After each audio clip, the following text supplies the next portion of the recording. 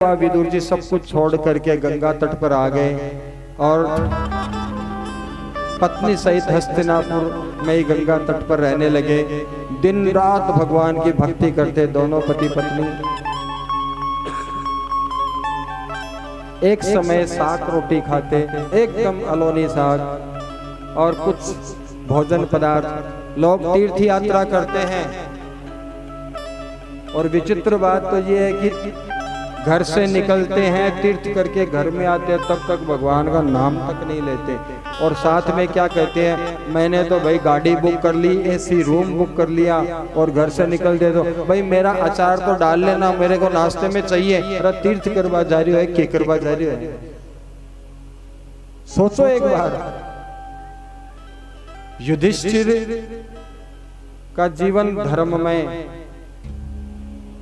इसलिए भगवान उनका साथ देते हैं। आज विदुर जी का जीवन कैसा था? पति पत्नी दिन रात भजन करते, मौन रखते। कुछ समय के लिए विदुर जी भगवान की कथा सुनाते थे, निरंतर सत्संग करते थे और 12 वर्ष तक लगातार भगवान का जप किया है। और जब भगवान पांडवों का संदेश लेकर के हस्तिनापुर आ रहे थे तो पता चला तो दोनों अतिशय प्रसन्न हो गए। नित्य प्रार्थना करते थे कि ठाकुर दर्शन देना, मिलना। तो पत्नी ने कहा, सुनिए स्वामी, मुझे 3 दिन से सुंदर स्वप्न आ रहे हैं, प्रभु के अनेक प्रकार से दर्शन हो रहे हैं। देखो, मन की परीक्षा जागृत अवस्था में नहीं, स्वप्न की अवस्था में होती है। सपने में हमें मंदिर दिखे, घड़ियाल बजे, शंख बजे, पीपल का वृक्ष दिखे, तुलसी का वृक्ष दिखे, गुंबद दिखे, भगवान का विग्रह दिखे तो समझना कि हम सही रास्ते पर हैं। और गंदगी दिखे तो समझ लेना हमारी भक्ति सही नहीं चल रही है। स्वप्न हमारी उपासना का दर्पण होता है। विदुर जी ने कहा, देवी प्रभु की कृपा बहुत अनंत है, वो मुझे चाचा कहकर बुलाते हैं, बहुत सम्मान देते हैं। पत्नी भाव विभोर हो गई, मुझे भी तो चाची कहते हैं, लेकिन क्या हमें दर्शन देंगे? क्या हमारे घर आएंगे? मेरे हाथ से भोजन करेंगे? पति से कहा, भगवान को आप निमंत्रण देना, वो देखो रथ में आएंगे, पूरी प्रजा उमड़ेगी। 12 वर्ष बाद प्रभु इधर आ रहे हैं, मेरे हाथ का भोजन कर ले तो मैं धन्य मानूं। विदुर ने कहा, देवी हम गरीब है, साग रोटी खाते हैं, उनको कष्ट नहीं होगा? कितने कोमल है मेरे ठाकुर। और धृतराष्ट्र कितना विशेष प्रबंध करते हैं, उनका खाएंगे वो तो पत्नी ने कहा, हमने कभी उनको पानी भी बिना अर्पित किए नहीं पिए, तो क्या आज वो हमें दर्शन नहीं देंगे? आज हमारी साग रोटी जरूर खाएंगे, मुझे पूरा विश्वास है। पत्नी ने सोचा कि मैं स्वयं भगवान को निमंत्रण दूंगी, मेरा प्रेम और भक्ति सच्ची होगी तो भगवान पधारेंगे। दोनों को रात भर नींद नहीं आई है और केवल भगवान का स्वरूप का चिंतन कर रहे हैं, ध्यान में प्रभु दर्शन देते हैं। फिर प्रातःकाल होता है तो भगवान रथ में आ रहे हैं। विदुर जी प्रभु को रथ में देखते हैं तो अंदर से आनंदित तन होता है, पुलकित मन हो जाता है, रोमांच होता है, आंखों से अश्रुधारा बह निकली है और मन में प्रार्थना कर रहे हैं कि भगवान ये जीव की ओर देखिए, दृष्टि डालिए, एक बार इस शरणागत की ओर दृष्टि तो डालिए। जब जीव अपना अभिमान छोड़ करके मेरे ठाकुर की तरफ जाता है तो मेरे ठाकुर सब कुछ त्याग करके, बैकुंठ त्याग करके उसकी ओर आने के लिए तैयार हो जाते हैं। त्याग की भावना होनी चाहिए। विदुर पत्नी ने सोचा, भगवान मेरी ओर निहारे तो मैं निमंत्रण दूं।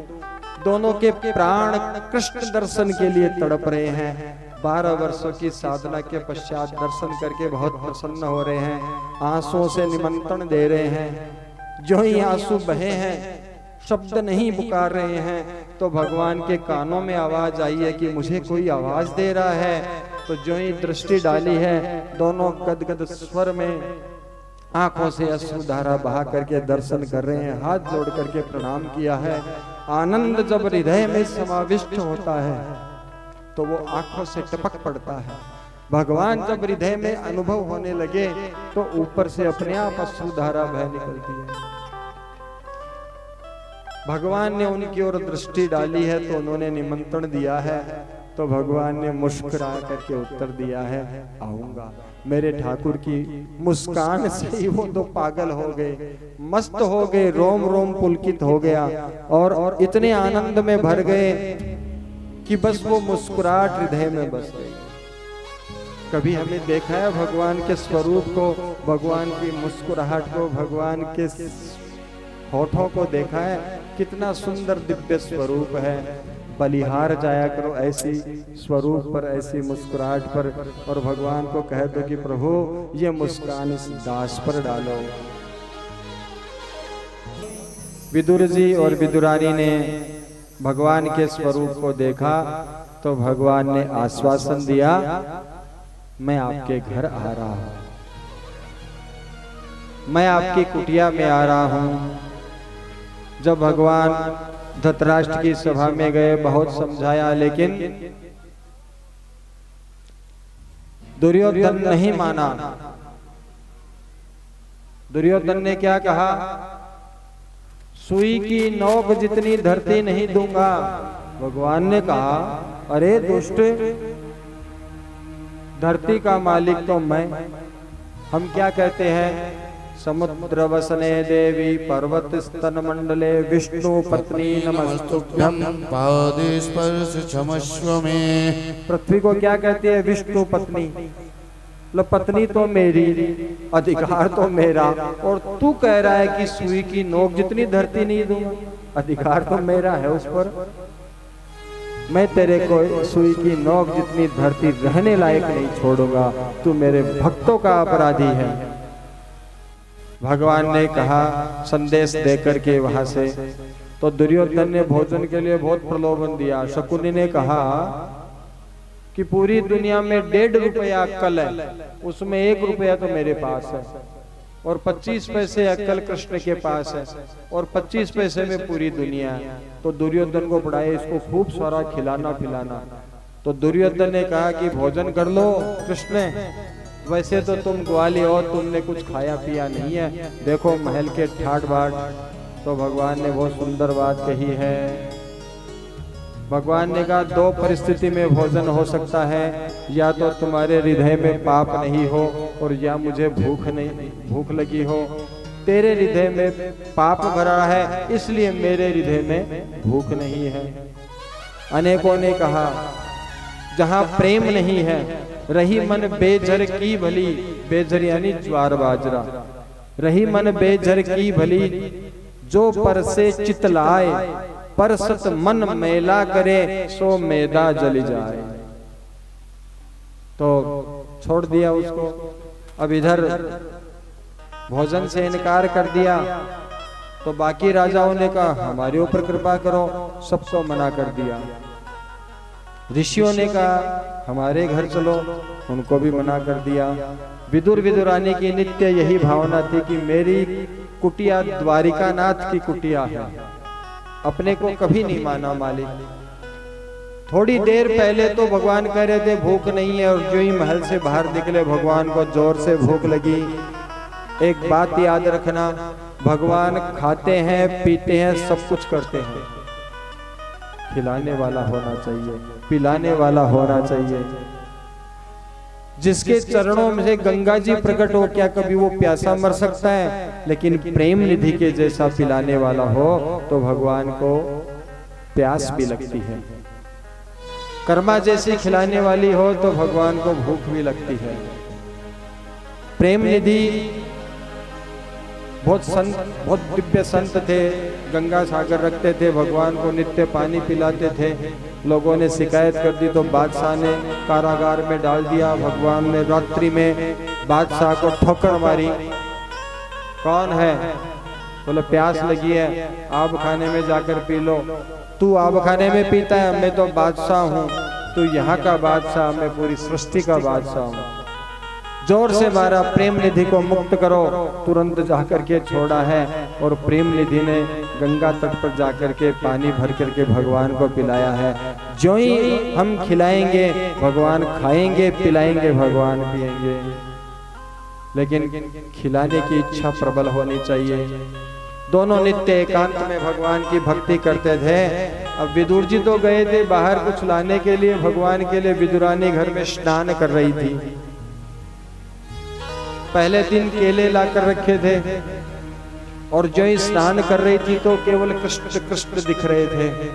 और बाहर से भगवान ने आवाज लगाई और भगवान की वाणी कैसी है, मृतक जियावनी गिरा स्वाई, मुर्दे को जिंदा कर दे, ऐसे भगवान की वाणी होती है। जोर से आवाज लगाई तो विदुरानी ने अंदर से कहा, कौन है?